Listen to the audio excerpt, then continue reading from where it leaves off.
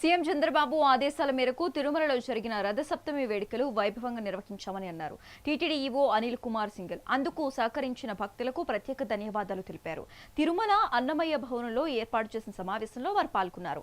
ఈ సందర్భంగా గతంలో ఎన్నడూ లేని విధంగా రథసప్తమి నాడు తిరుమలకు భక్తులు భారీగా తరలివచ్చారని అన్నారు.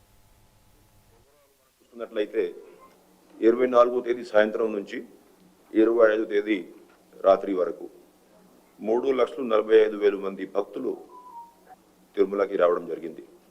అంటే మీరందరికీ తెలిసిన విషయమే.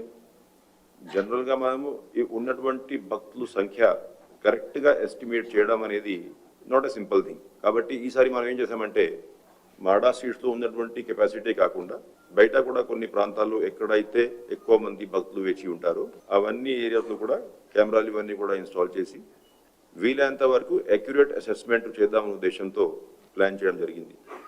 దానికి కారణం ఏంటంటే మనకి కరెక్ట్ నంబర్ ఆఫ్ డెవోటీస్ భక్తులు పిల్గ్రిమ్స్ అంతా కూడా ఎస్టిమేట్ చేసుకుంటే ఎప్పటికీ అప్పుడు మనం చేసుకోవాల్సిన అరేంజ్మెంట్స్ కూడా అదే ప్రపోర్షన్లో చేసుకోవాల్సిన అవసరం ఉంది. కాబట్టి ప్రొఫెషనల్గా అక్యురేట్గా ఈ డేటా అంతా కూడా మనం ప్రతి సంవత్సరం ఇప్పుడు నుంచి అనలైజ్ చేసుకోవాలంటే ఏర్పాట్లన్నీ కూడా ఇంప్రూవ్ చేసే దిశగా ఈ డేటా అంతా కూడా ఉపయోగపడుతుందని భావిస్తా ఉన్నా.